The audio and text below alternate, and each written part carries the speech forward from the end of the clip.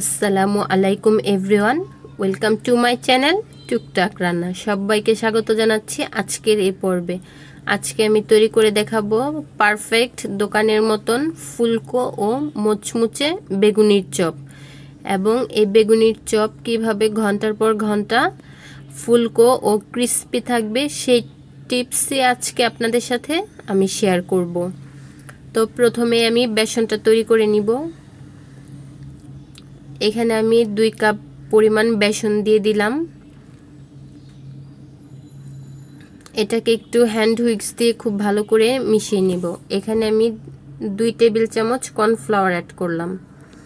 Add করে দিলাম half টি spoon baking powder, 1 teaspoon হলুদের গুঁড়ো, 1.5 টিস্পুন মরিচের গুঁড়ো, হাফ টি স্পুন জিরার গুঁড়ো, হাফ টি স্পুন গরম মশলার গুঁড়ো এবং 1 টিস্পুন লবণ।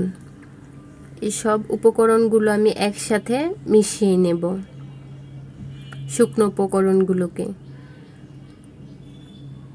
এখন এখানে আমি পানি ইউজ করছি। পানিটা আপনারা একবার ইউজ করতে যাবেন না, এটাকে অল্প অল্প করে মিশিয়ে নেবেন আর পানি ইউজ করবেন। শেষে আমি পানির মেজারমেন্টটা বলে দেব। এটাকে খুব ভালো করে মিশিয়ে নেব। এখানে আমি টোটাল 1 কাপ পানি ইউজ করেছি। দেখুন, তারপরও আমার ব্যাটারটা অনেকটাই ঘন।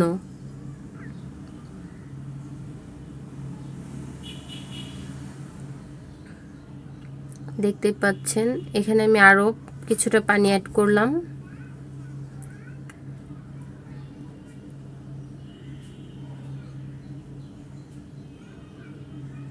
এটাকে খুব ভালো করে ফেটে নেব।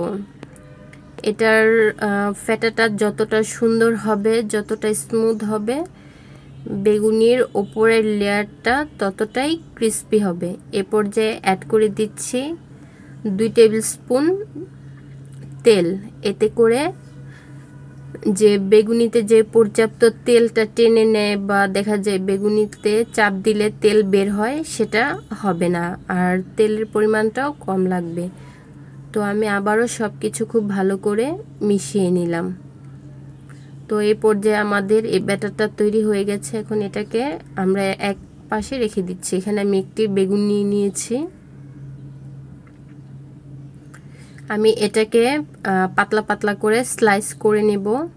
আমি প্রথমে 2 ভাগ করে নিলাম এটাকে। এখন আমি এটাকে পাতলা পাতলা পাতলা করে কেটে নেব।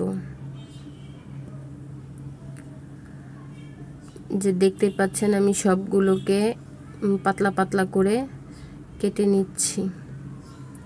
এভাবে করে আমি পাতলা পাতলা করে কেটে নেব।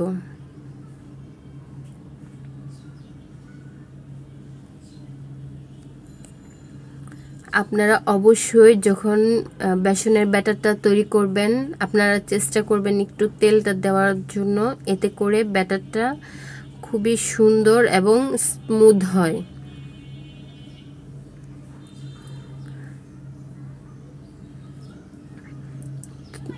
তো এখন চলে যাচ্ছি ভাজার জন্য।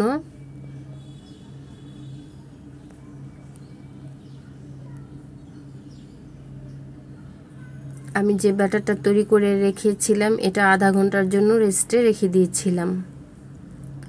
তো একটি কড়াইতে আমি আগে থাকতেই তেলটা গরম করতে দিয়ে দিয়েছি। এখন আমি ওই ব্যাটারের মধ্যে বেগুনগুলোকে ডুবিয়ে তেলে ছেড়ে দিচ্ছি।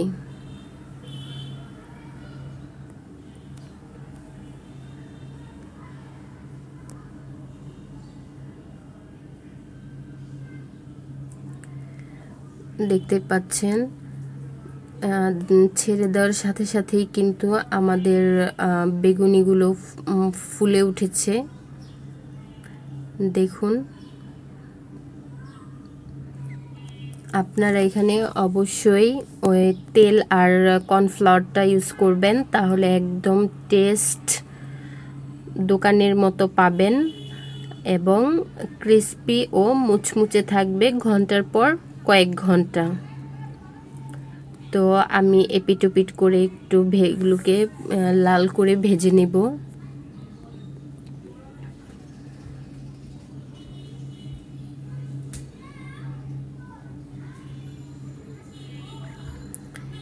এই পাশ ওপাশ করে একটু উল্টে পাল্টে সুন্দর করে ভেজে নেব। দেখুন কতটা ফুলকো ফুলকো হয়েছে, আমি আপনাদেরকে তুলে একটু দেখিয়ে দিচ্ছি।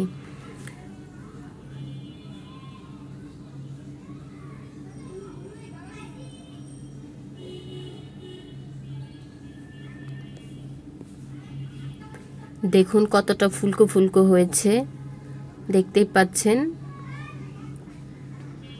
এবং উপরের লেয়ারটা দেখে নিশ্চয়ই আপনারা বুঝতে পারছেন যেটা একদম দোকানের মতন তৈরি হয়েছে। তো দেখুন আমি এভাবে করে আরও একবার কিছুটা ভেজে নেব।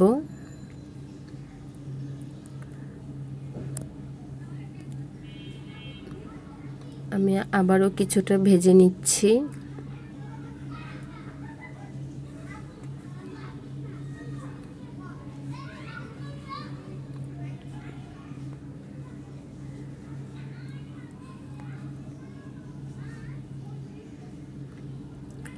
আপনারা এই সময় চেষ্টা করবেন অবশ্যই তেলটা যেন একদম মানে ফুটন্ত গরম থাকে এবং চুলার আঁচটাও কিন্তু হাই ফ্লেমে থাকে, তা না হলে কিন্তু বেগুনিটা ফুলবে না।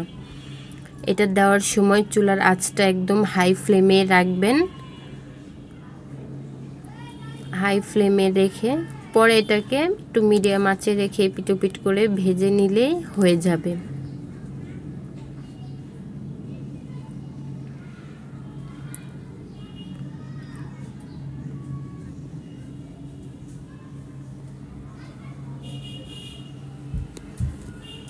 আমি এপিট ওপিট করে একটু উল্টে পাল্টে দিচ্ছি।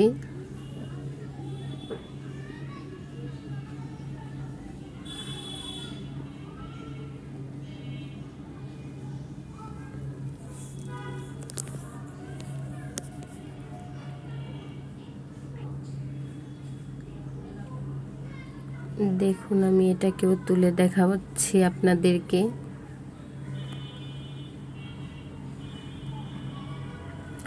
দেখুন আমি এটাও তুলে দেখাচ্ছি এটা কতটা ফুলকো ফুলকো হয়েছে।